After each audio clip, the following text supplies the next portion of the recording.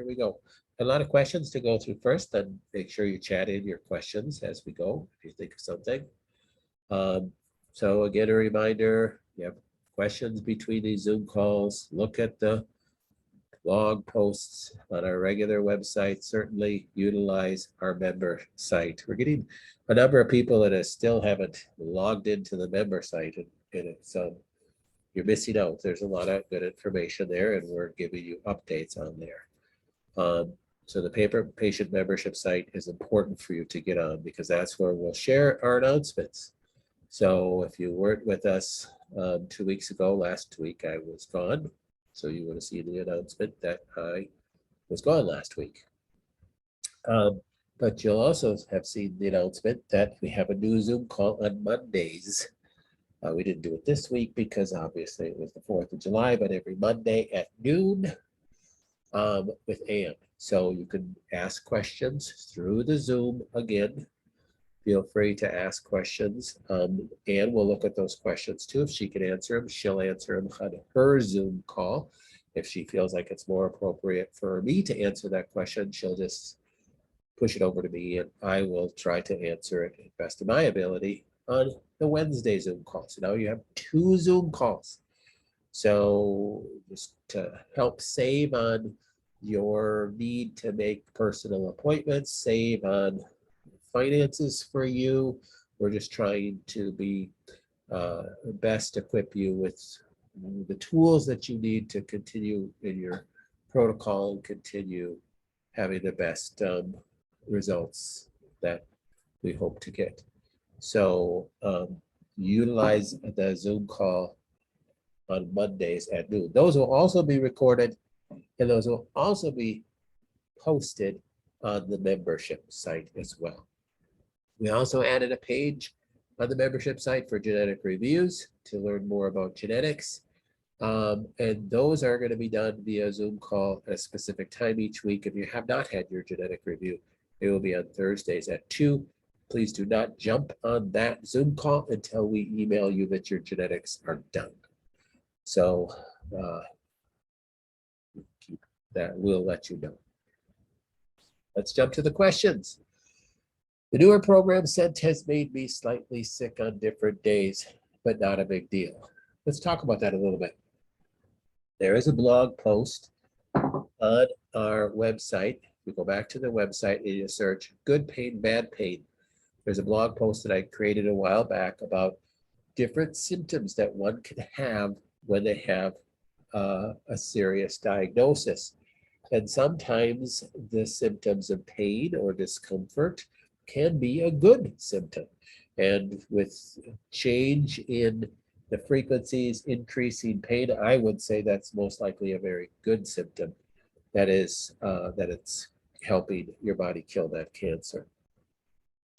Then you said, as I should mention, that I still bleed while urinating. I drink a gallon of clean water daily, so I'm sure the blood is diluted, becomes visible at the last few dribbles of urination. I wonder if the bleeding is because the cancer growth is pulling off the wall on the bladder, this person has bladder cancer, or because it's growing.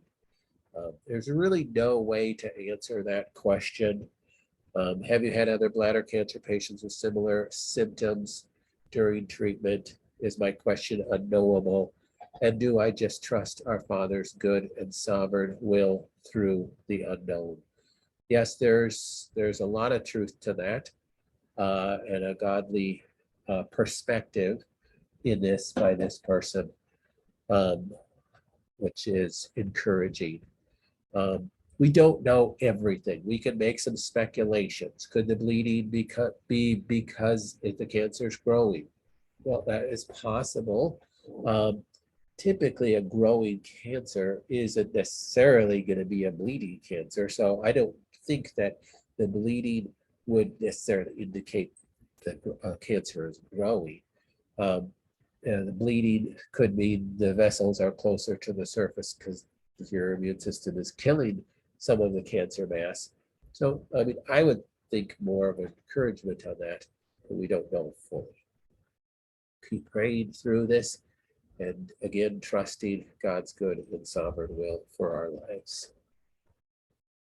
Next question, has anyone heard of Harmony pendants for EMF protection? If so, what are your thoughts? Personally, I've not heard of this brand. There are a lot of different brands out there. Well, another patient brought up another brand to us that we may start carrying in our store. We use the Hedron brand right now on some of these EMF protection things for phones and such, and safe sleeve protection for your phone, which I think is the best protection for your phone. But there are lots of other brands out there. It's difficult to test them. So they referenced HRV, which is heart rate variability testing, as proof of their efficacy. I see heart rate variability testing referred to frequently when reading about energy medicine. What are your thoughts on this test? Heart rate variability can measure a person's parasympathetic sympathetic balance. Heart rate variability is very good too. There's different little instruments out there.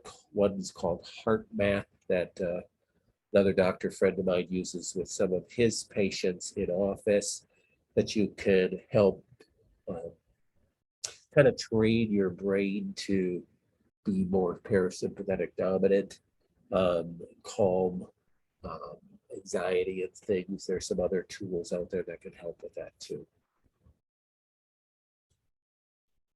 Is there a test to determine bad or high estrogen levels? I think that's what's happening to my 50-year-old husband. He seems to have those types of symptoms. Would CDG estrodim be an option? If so, how much? So CDG estrogen is a DIM product. It also has calcium D-glutarate. It also has I3C in it, I think. It's a good product. Certainly males can take that. Typically those are thought, DIM products are thought to be used solely for females, which is totally incorrect. Males are exposed to just as many xenoestrogens as women are. So xenoestrogens are just estrogens that you are exposed to from, foods and plastics and your environment. So environmental bad estrogens that you're exposed to, males are exposed to just as many as females. Matter of fact, if you're talking about food exposures, males are probably exposed to more because they tend to eat more. So males should and could take DIM products as well. So a DIM product is a product that helps pull out bad estrogens. Is there a test to see where your estrogen levels are? The Dutch test. This is the Dutch brand Dutch test, but Dutch test really is an acronym for dried urine hormone test. There's several labs that do the Dutch test. This is from Precision Labs. I think this gives you the nicest readout of any of the Dutch tests. Doctors Data has a Dutch test. ZRT has a Dutch test. There's other Dutch tests out there. But that is the best hormone test out there, is a dried urine hormone test. And it gives you a readout of all your, or many of your estrogen and progesterone and testosterone hormones and their precursors and their intermediate metabolites of those hormones in that test. And that is the way you would measure that. We have these for sale on our site. If you search Dutch test on our store, you'll see that this little symbol in this test. I think it's like $350 or something like that. We send you the kit. You just do it at home. It's a urine test. You do it at home, send it into the lab. Comes with a pre-stamped envelope to go to the lab. Takes about a week or so to get back. It's a very valuable test. It can tell you if you have a lot of bad estrogens, or you're low in progesterone, or you're high in testosterone, or low in testosterone, or whatever you're dealing with. It could give you a real nice readout. A lot of our breast cancer patients do that test. Have you heard of using curcumin IVs for breast cancer? Yes, it's not just for breast cancer. There's people that do curcumin IVs for all sorts of cancers. You could do curcumin IVs just for inflammation. Typically, curcumin is thought of as an anti-inflammatory. It is a flavonoid and it does decrease inflammation. It's one of the best things to decrease inflammation in the brain. So people with post-concussive syndrome taking high dose curcumin or in a curcumin IV can be very beneficial. Curcumin also has hundreds of different studies showing its efficacy for cancers, all sorts of cancers. So using curcumin IVs for any type of cancer can be beneficial. Curcumin, in the forms that we see it in today, is very absorbable though. So doing it in an IV isn't always necessary. It is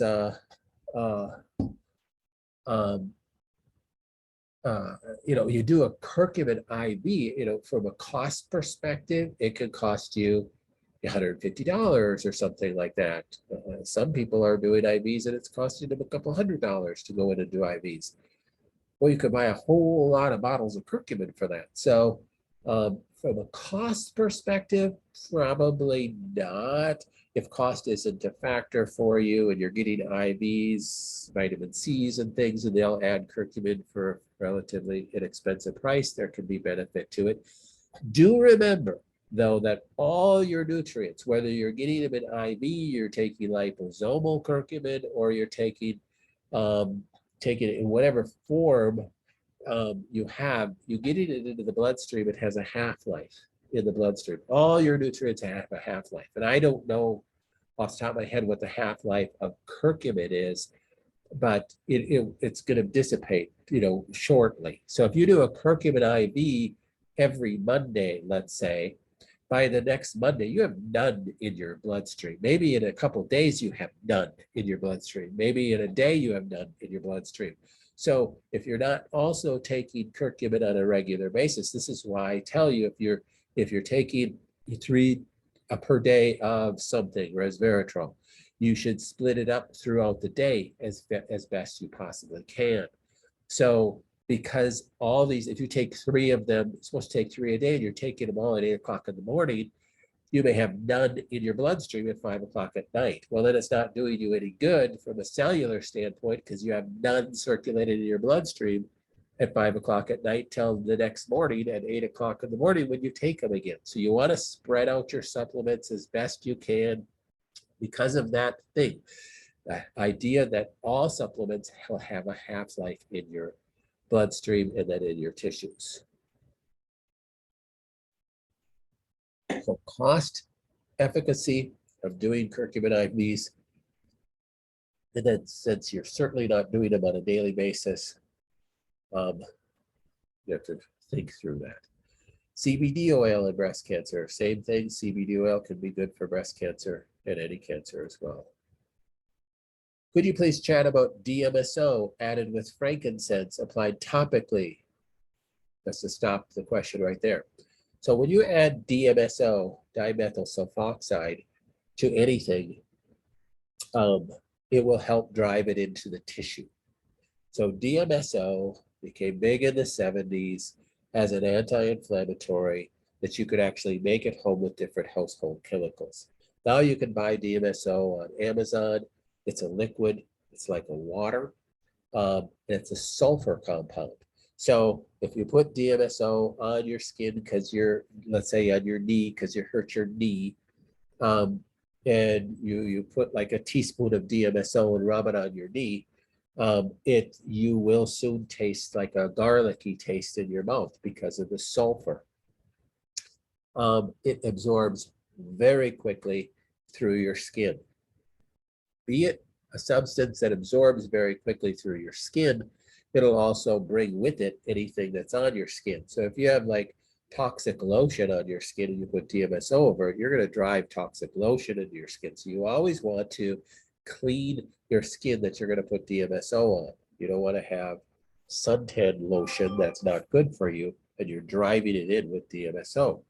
You don't want to use suntan lotion that's not good for you anyhow. And secondly, can you, so using DMSO with frankincense or an essential oil will help drive that essential oil, or anything you mix with with DMSO, or you put DMSO over that substance will drive it into the skin. So many times DMSO is used as a driver. Now DMSO by itself is an anti-inflammatory substance. So that's why I said using it over knee pain. But it can, so putting it on your head for a brain tumor like glioblastoma can have some benefit. Whether it will absorb right through the skull or not, because you have your skin, and then you have your lower dermal layers, and then you have your skull bone, and then you have your dura mater and pia mater.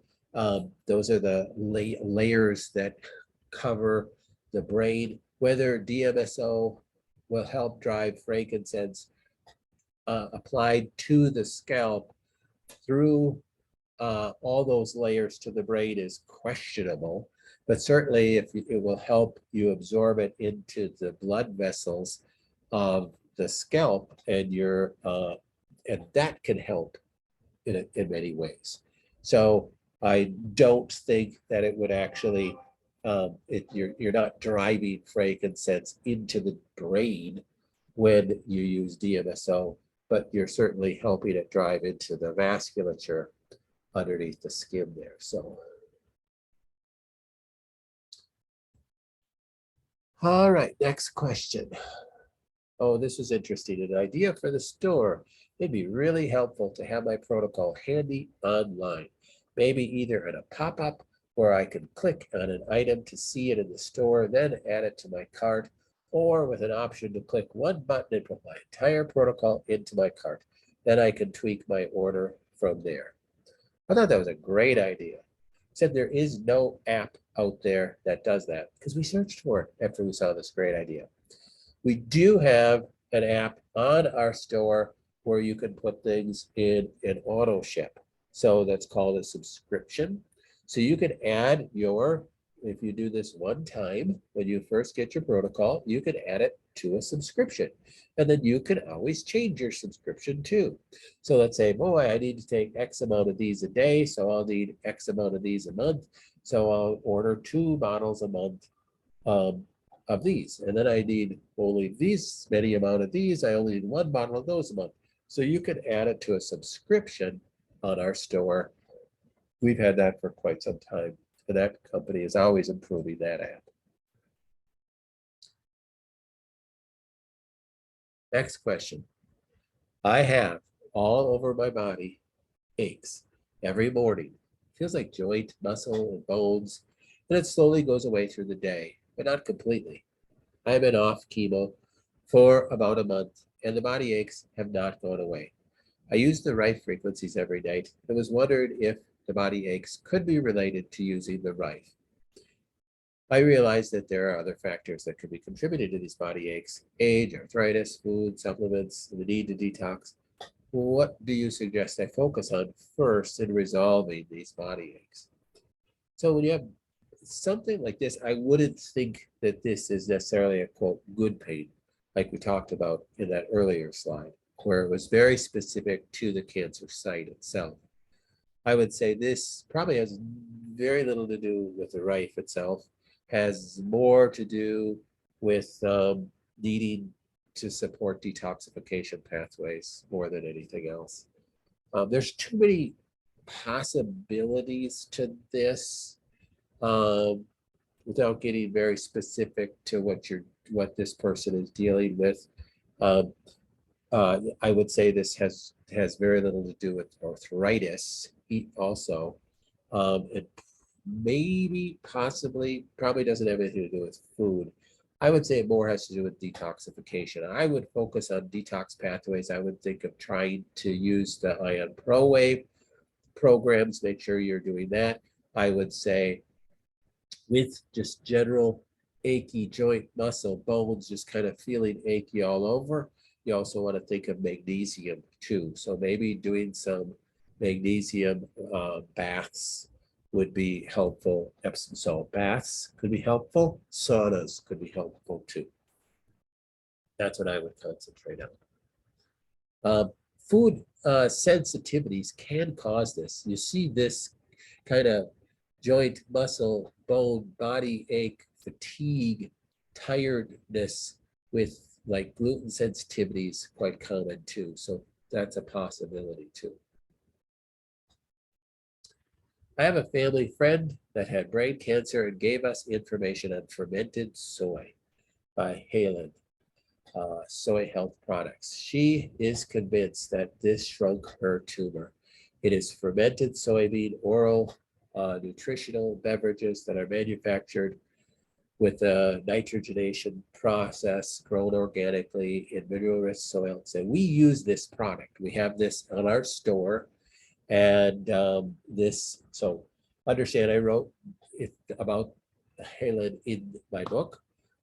Stop Fighting Cancer. I have several blog posts about Halen and fermented soy. And the difference from fermented soy to soy are like 180 degrees. So fermented soy can have advantages, especially with estrogen receptor positive cancers, as fermented soy has been shown to dislodge the bad estrogens from the beta receptors, from the estrogen beta receptors. That's the problem with bad estrogens. They attach to the estrogen beta receptors, or what used to be called the AL receptors, and block, and the estrogen beta receptors are an apoptotic receptor, meaning it stimulates apoptosis, and then it's blocking apoptosis by attaching to that. Fermented soy has been shown to dislodge the bad estrogen from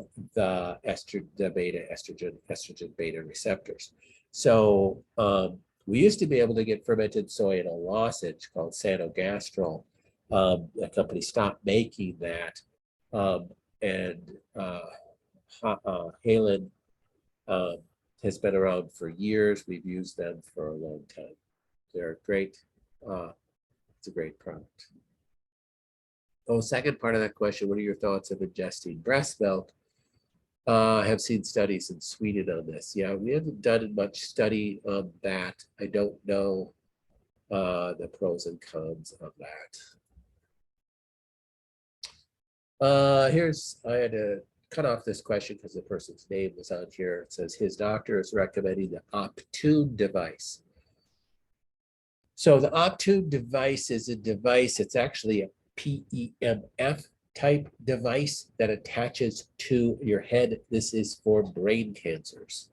So the Optune device works with certain brain cancers by pushing the frequency, and it's an electrical frequency. It's not a frequency like the Rife frequencies programmed at the cancer. It's just an electrical frequency to change the charge of a cell for a couple reasons, and I can explain it to you. Matter of fact, I do explain it in a blog post. So you can look at the blog post about that, or optune.com. I haven't looked at that for a long time, but I'm pretty sure they have some pretty cool little videos on there too.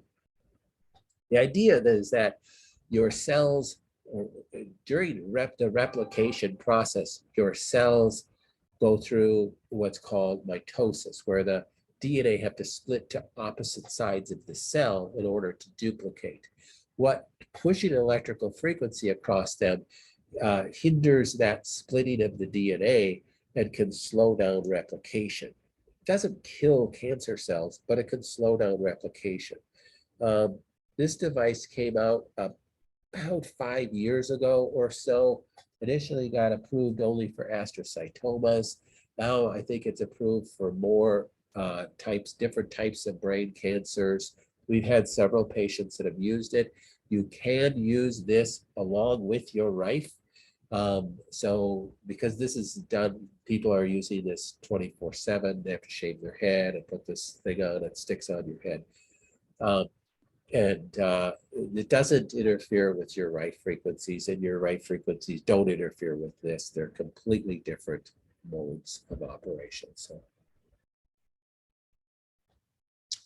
question about grounding pads or grounding sheets, which is better? We do have a couple videos on grounding pads and grounding sheets on the members only page, so please look at those.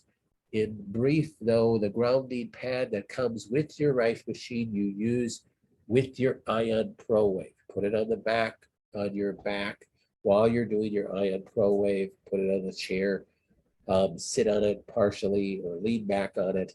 It just helps drive the frequencies through your body. Grounding sheets.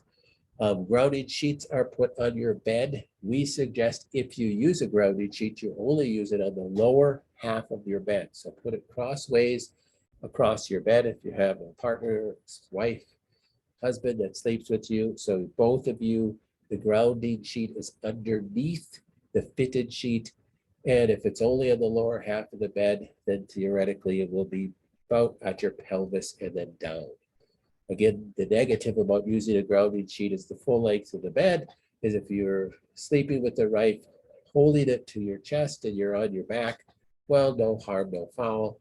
But if you roll on your side and the Rife bulb falls right onto the sheet, you're going to lose some of those frequencies. They're going to go towards the ground, and you'll lose some of those frequencies. So that's where I tell people mainly to use the grounding sheets on the lower half of the bed if they use them, or don't use them at all. So I know Mike at True Rife is really big into the grounding sheets, and I don't know if he's really big into just to sell another product, but I just think through the a little bit differently than he does.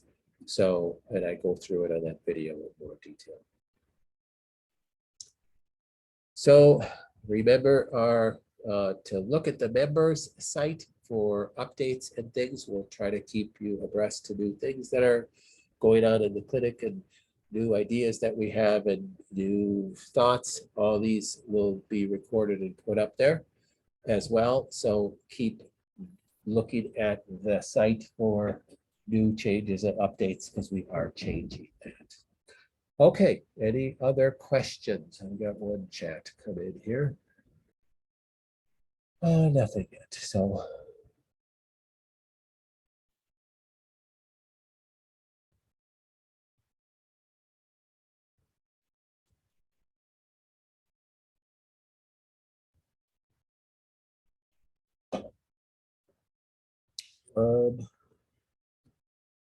somebody said they sent a question to the email. Let's see, here it is right here.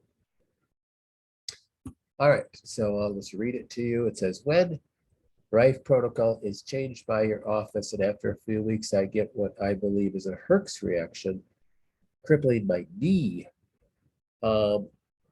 We think this is a detox reaction. Pain is terrible. I suspended the Rife to slow detox. Is that a good idea? Yeah, I don't know. I mean, you typically are not going to get a Herxheimer reaction running cancer frequencies. So anything is possible, though. We just haven't seen that. So I would also investigate other possibilities. I mean, just because you have cancer doesn't mean that you can't contract Lyme or something like that. And at the same time. So make sure you're investigating other possibilities there. I don't think the cancer frequencies that we're running in your program are going to cause a Herxheimer reaction with knee pain. We really might want to run a Lyme test on you. That might be a thought. The best Lyme test I think out there, the most sensitive one, is the DNA connections test, and I believe I have a blog post on that on our cancer site. It might be on My Hope for Lyme, but contact your liaison. That test is not really super cheap, but it's a really good test for Lyme DNA and co-infections, and it will pick up if you've had Lyme.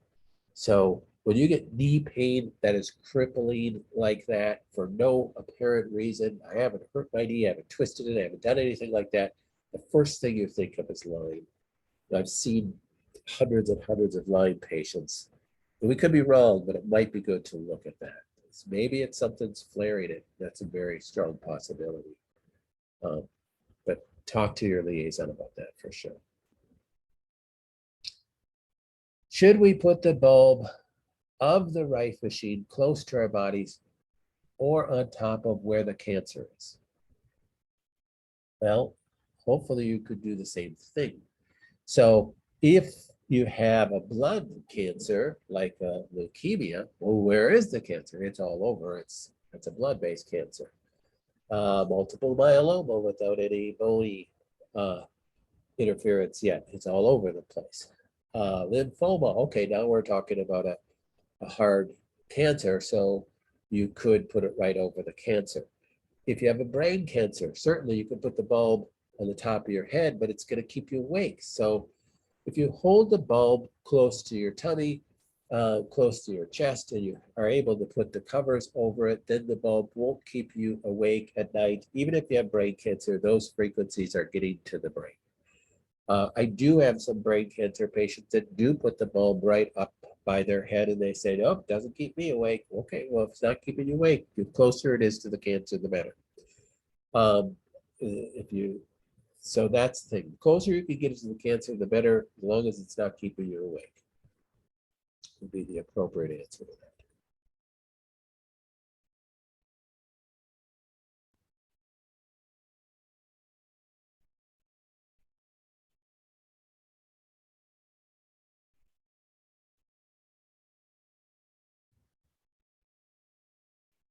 How long after applying black salve do you have to wait to shower? Or will you have to wear Tegaderm each time I shower? You're not supposed to get, for those who are doing black salve, you're not supposed to get it wet. So if you got it a little damp or you got a little water on there, really no harm, but getting it soaked is not appropriate. So you're gonna have to cover it each time you shower, or you're gonna have to, depending on where it is, you're gonna have to do something appropriate to keep that away from water. So yeah, sorry.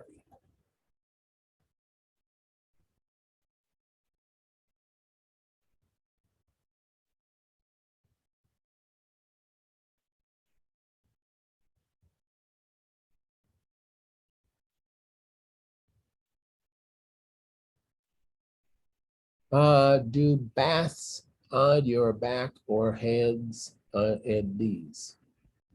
Oh, do baths on your, so this is speaking from a person who's done lots of black salve, and her experience is to keep the salve dry, do baths, instead of showers on your back or your knees, hands and knees, speaking from somebody with a lot of experience. So, very good, thank you. Can a clean liver supplement with no added synthetic iron increase the low red blood cells for people who should not eat animal protein? Maybe, clean liver supplements. Here, I don't know if you're talking about desiccated liver. So can desiccated liver uh, help increase red blood cells? Yeah, I don't think so. Your red blood cells aren't made in your liver. You make red blood cells in your bone marrow, and there aren't any desiccated supplements for that. Maybe desiccated spleen could help, but I doubt if liver would help. If I test positive for Lyme, do you treat that along with curtain flow? Yes, so we would treat that with the Rife. So it's not uncommon. So Lyme could go right along, can be a causative factor of cancer because it can certainly diminish your immune response because your immune system just gets plummeted by Lyme. So you could have had this a long time ago and never knew it. I tell you how many people have had Lyme, for years and attributed their aches and pains and issues to aging or something else. And it was Lyme or it's co-infections all along. And the Rife is just the absolute best tool for that. So yes, we just had to program it. I had to send you a different program. But yeah, so it is a valuable thing to know to do. I thought I had, I'm pretty sure, let me look on my website here while we're talking. I thought I had the DNA connections. We might have had to pull that off. Nope, I have it on there. So if you look up, just search DNA in the thing, in the search bar, you just start typing DNA in here. You'll see the DNA connections, DNA Lyme test information, and you can click to see a sample report. It's a very simple test. It's a urine test that you do at home too, which is kind of nice because we just send you the kit. And we do not mark up the price of that. I think it's $700. That's the problem, is it's pricey, but all the other Lyme tests are very expensive too, and they're, I think, many times less accurate. But it's you just write. Actually, we send you the kit, and you can write the check out to the lab as you send in the kit. So they're pretty quick getting them back too. So I think it's a valuable test to know if you've had Lyme in the past.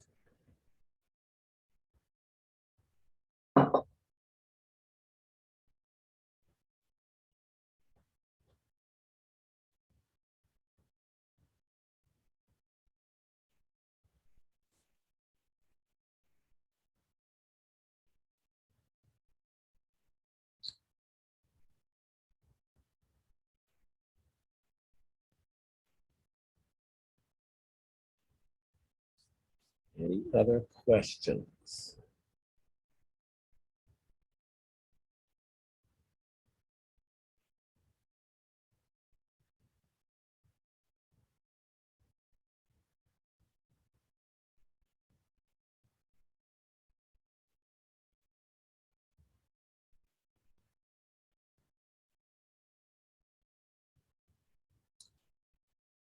Boy, kind of a quiet group today.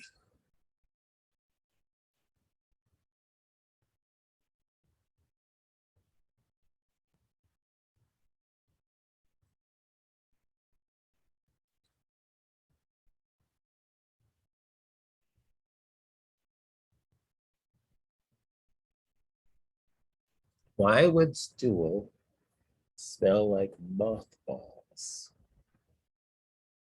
Why would your stool smell like mothballs?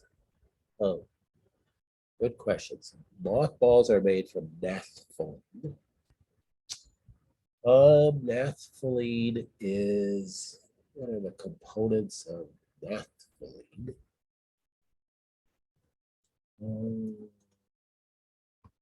Let's see. Components of naphthalene, aromatic hydrocarbon found in coal tar or crude oil. Maybe because you're taking charcoal. I don't know. It's C10H8. That's the biochemical compounds. Two benzene rings.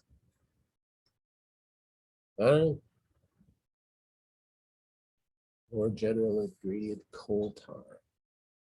Good question.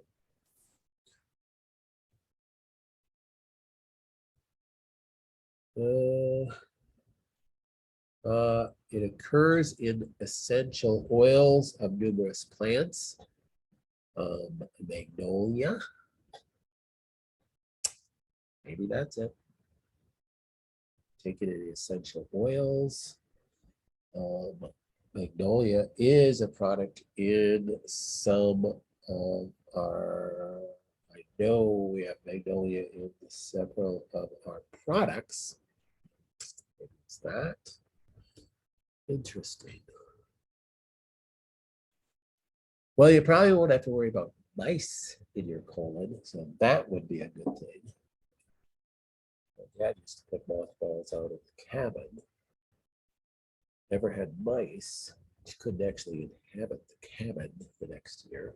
So that was a problem. Could it be parasites or inflamed gut? I don't know. I don't think so. I never heard of that. I don't know.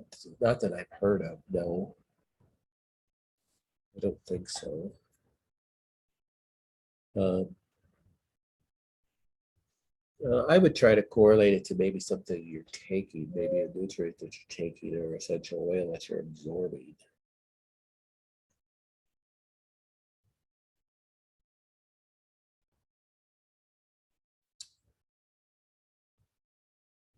Any possible shortages of supplements due to the threat of upcoming food shortages?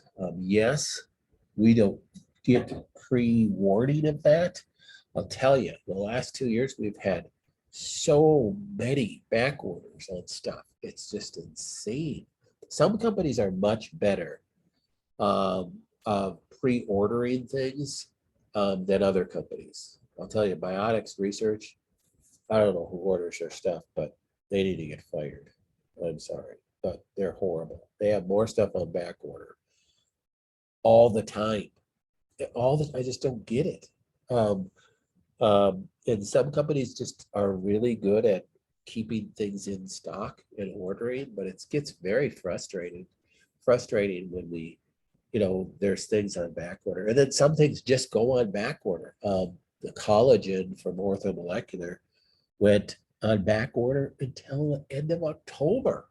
It's like, goodness gracious. And Orthomolecular is typically really good at keeping things in stock. So it's difficult. Nothing that we know of. So do you know when the Navarro will be back to testing? I think they are back to testing now, but they're being selective. So you're going to have to contact them saying, are you accepting tests? And I would ask them daily if you can email them. I do know that I've had some patients send in tests to them and they did get results back. So I just think that they're so swamped.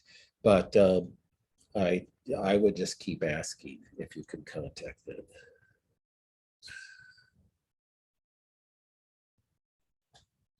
So this person says it's been going on since the cancer diagnosis. I think the smell of mothballs has been going on since the cancer diagnosis. I'm going to investigate that and see if I can figure that out. I'll do some more research on that and see, looking up this cancer. Is this, let's see, who is this on? Is this on your husband? I'll get a little bit better idea.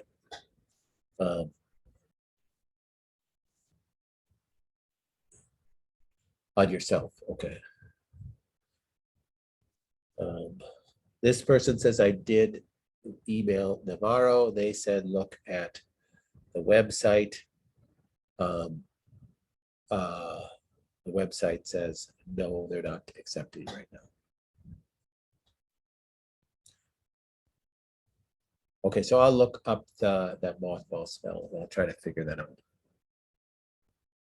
I'm looking forward to the new PEMF docuseries coming soon from Dr. Talks. Do you have any new insights or thoughts on best PEMF machines? I'm ready to invest in the machine, but want to make sure I make the correct choice. Yeah, I have different opinions than Dr. Pollock a little bit, and not really, but he doesn't really talk about cancer. So when I talk to him, he and I talk on the phone, we have the exact same opinion.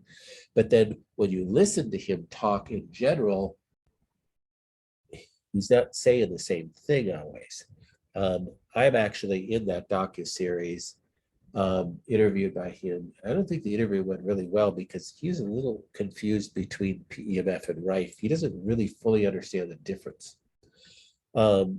It's very different. So PEMF is electrical frequency, RIFE is light frequency, and it is 100% completely different. PEMF machines, you can only vary the frequency. You can't vary minutely. You can't change, you can't run a certain hertz on a PEMF device. It's not possible. So, because it's an electrical frequency, it's a totally different wavelength. And it's just, it's 100% different. They're just two completely different tools. And I don't know that he fully understands that. However, he's a great guy. And if you do buy a machine from him, he has multiple different models and he will say the same thing, that you need a high Gauss output machine. So PEMF machines are rated on the Gauss output, Gauss. And the Gauss, you want a high Gauss output machine for cancer. So we have a PEMF machine that we have on our website, which I think is the best PEMF machine for the money, for the Gauss output, for a home unit.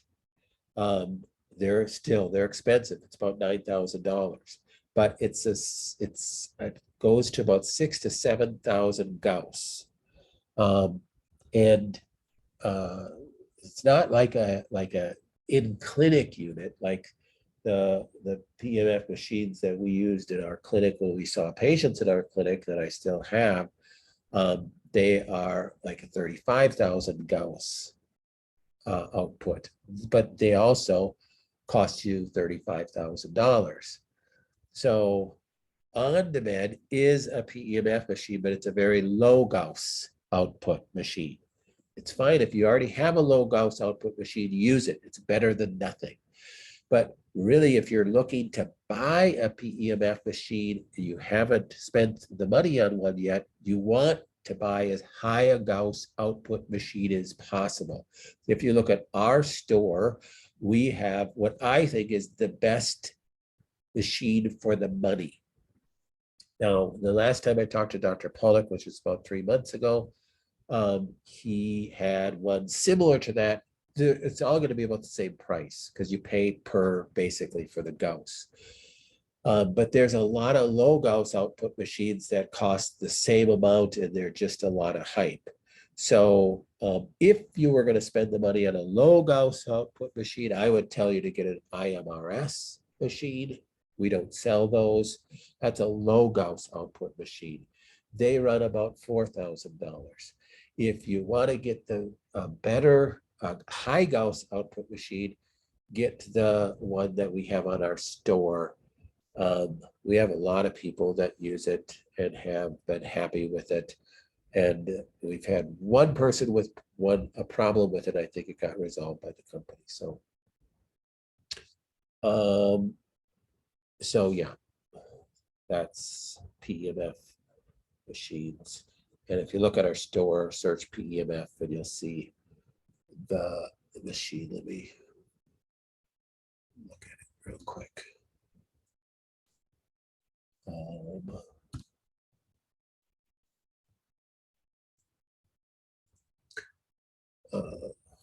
So if you just look at PEMF on our store, you will pull it up. It's called the PEMF home unit.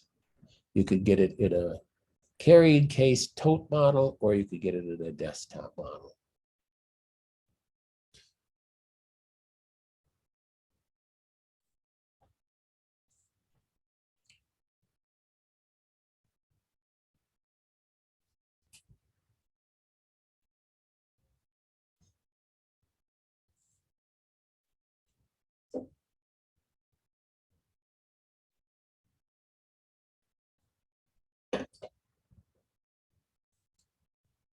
All right, any other questions?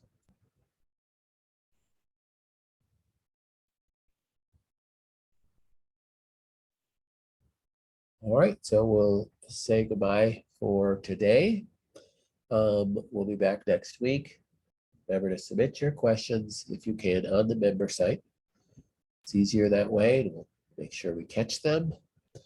And jump on the different Zoom calls And remember that added one. All that's available, all the links to that are also available on the member site. All right. Bye-bye, everybody.